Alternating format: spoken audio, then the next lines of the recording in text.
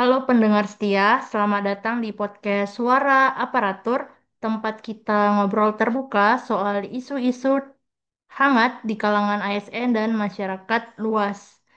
Masih bersama saya, Tarisa Tarigan, sebagai moderator pada podcast hari ini. Saya adalah seorang ASN juga yang sekaligus pemerhati isu sosial pemerintahan dan saya senang bisa hadir untuk menemani diskusi yang sangat penting ini. Hari ini kita akan membahas satu topik yang sedang hangat dan sangat serius mungkin di lingkungan ASN, yaitu judi online di lingkungan masyarakat dan ASN. Sebuah fenomena yang tidak hanya merugikan secara finansial, tapi juga mencoreng etika profesi dari seorang ASN. Sudah hadir bersama saya empat narasumber, rekan-rekan ASN yang siap berbagi pandangan terkait topik, yaitu ada Bapak Mauli Maduma, petugas transportasi darat, Bapak Alfiko Prihastuyuda, petugas transportasi darat, kemudian Bapak Muhammad Sirojudin, petugas transportasi darat, dan yang terakhir Bapak Inyo Mario Reswanda Megaputra, pengawas operasional Bandar Udara. Selamat datang Bapak semuanya di podcast Suara Aparatur. Sebelum kita membahas ke inti topik, bisa dong saya ingin tahu nama panggilan dari Bapak-Bapak semua dan lokasi kerja Bapak sekarang yang mungkin dimulai dari Bapak Mauli Madumah untuk bisa Bapak perkenalkan nama dan lokasi kerja Bapak saat ini.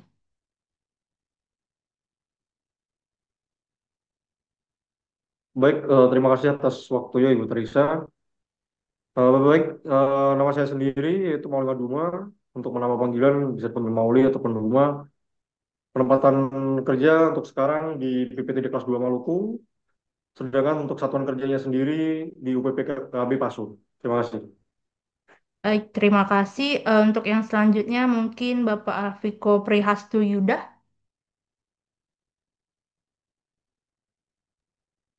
Baik, terima kasih Kak Tarisa atas waktunya yang diberikan kepada saya. Nah, ini saya izin memperkenalkan diri. Nama saya Alviko Presto Yuda, biasa dipanggil Yuda ataupun Viko. Saya berasal dari unit kerja BPTD kelas 2 Maluku. Baik, terima kasih. Kemudian untuk Bapak Muhammad Sirojudin. Baik, terima kasih Ibu Tarisa. Perkenalkan, saya Muhammad Syarjudin, bisa dipanggil Sirot.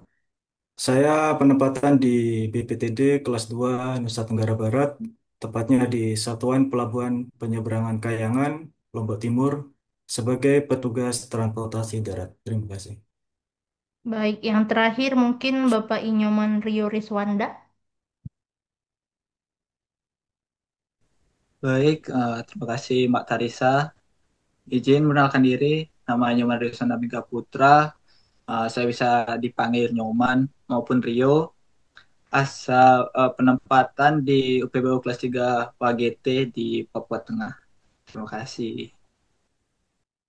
Baik, terima kasih untuk perkenalannya. Jadi mungkin saya bisa manggil menggunakan nama panggilan dari Bapak semua aja ya. Em, kita masuk ke segmen selanjutnya. Kita mulai dari pertanyaan mendasar mengenai judi online. Judi online dulu dianggap isu masyarakat umum, sekarang menyentuh ASN. Menurut Bapak Mauli nih, apa yang sebenarnya terjadi di lapangan nih Pak?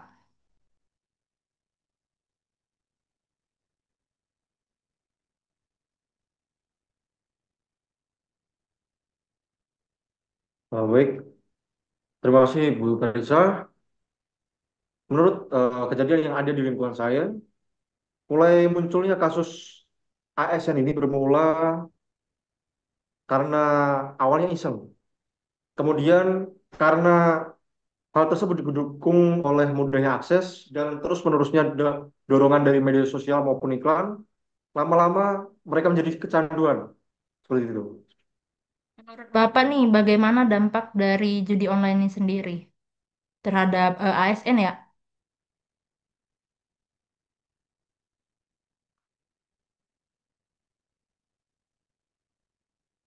Baik, dampaknya mungkin cukup besar ya. Bisa jadi pada kinerja menurun, utang bertambah, dan citra ASN yang menjadi rusak. Bahkan ada yang pinjam ke teman sekantor karena gajinya habis sebelum tanggal gajian, seperti itu. Baik, Pak. Kalau menurut Bapak Alviko nih, bagaimana penyebab ASN ini bisa ikut terlibat dalam judi online? Baik, kalau menurut saya melihat ini dari dua sisi, yaitu pribadi dan struktural. Secara pribadi, mungkin penyebab ASN ikut judi online karena tertekan ekonomi atau penasaran judi online itu seperti apa. Sedangkan secara struktural karena tidak adanya pengawasan yang dilakukan dan seringkali manajemen stres tidak diperhatikan oleh suatu kantor sehingga menjadikan judi online ini penghibur stres mereka. Kalau menurut Bapak Siroj, kenapa sih ASN bisa sampai terjerumus ke dalam judi online ini? Baik, alasannya beragam ya, Pak ya. Ada yang merasa jenuh, cari hiburan, kadang ada pula karena masalah ekonomi pribadi, tapi yang paling berbahaya adalah ketika ada budaya permisif seolah-olah asal tidak ketahuan tidak masalah. Sudah banyak kasus yang ditemukan di mana ASN menggunakan jam kerja untuk mengakses situs judi online. Dan ini tentu pelanggaran berat apabila kalau tidak berada kantor. Baik, terima kasih untuk jawabannya. Kita lanjut ke pertanyaan berikutnya. Menurut Bapak Rio nih, bagaimana nih pandangan dari sisi nilai dan moral terkait ASN ikut terlibat dalam judi online?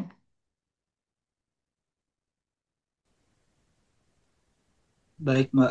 Terima kasih, Mbak. Jadi mungkin menurut saya itu sudah sering ditekankan nih nilai integritas kepada perlu ditekankan nilai integritas pada semua ASN di lingkungan kerja. Tapi kenyataannya di lapangan ya godaan digital tidak mendang latar belakang. Contohnya saya pribadi pernah nih rekan satu tempat kerja yang awalnya tuh memiliki kerja yang baik, terus pada akhirnya itu kayak mengundurkan diri setelah terjerat pinjaman online dan itu pun karena judi. Jadi mungkin ke depannya menurut saya setiap ASN perlu mendapatkan dorongan nilai moral dan ajaran agama yang dibarengi dengan literasi digital dan cara pengontrolan diri.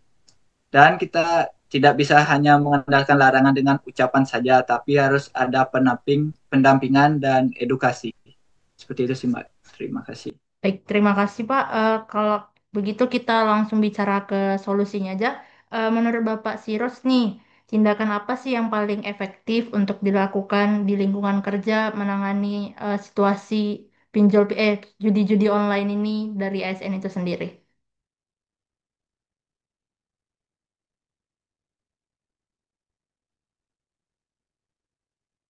Mungkin Bapak Siroj?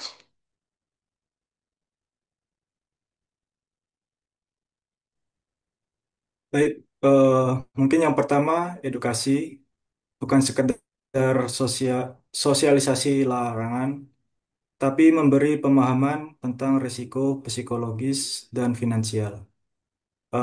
Yang kedua, pemantauan internal lewat budaya kerja yang terbuka dan saling peduli. Gitu, Pak. Baik, Pak. Terima kasih. Kita ke sisi kebijakannya. Mungkin Bapak Alviko bisa menambahi untuk sisi kebijakannya. Baik, kalau menurut saya harus ada aturan tegas dan sanksi jelas, tapi juga dukungan. Misalnya, layanan konseling gratis, pelatihan manajemen keuangan, dan pendekatan teknologi untuk memantau aktivitas online yang mencurigakan di perangkat kantor. Baik, Pak. Terima kasih. Kalau untuk menurut Bapak Mauli sendiri juga dari sisi kebijakan, gimana menurut Bapak?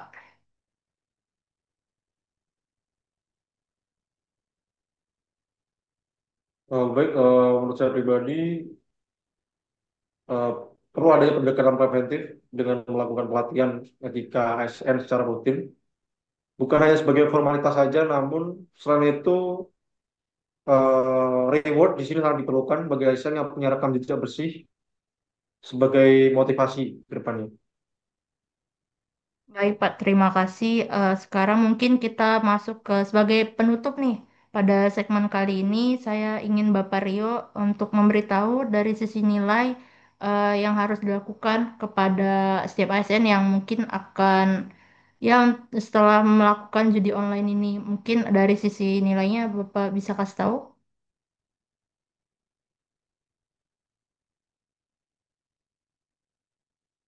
Baik, Mbak, menurut saya mungkin saya berharap ASN untuk kembali memegang teguh nilai dasar yang menjadi bagi pedoman bagi kita itu aparatur sipil negara dalam menjalankan tugas dan fungsinya yaitu kembali berakhlak. Jadi itu saja Mbak, terima kasih. Baik, terima kasih.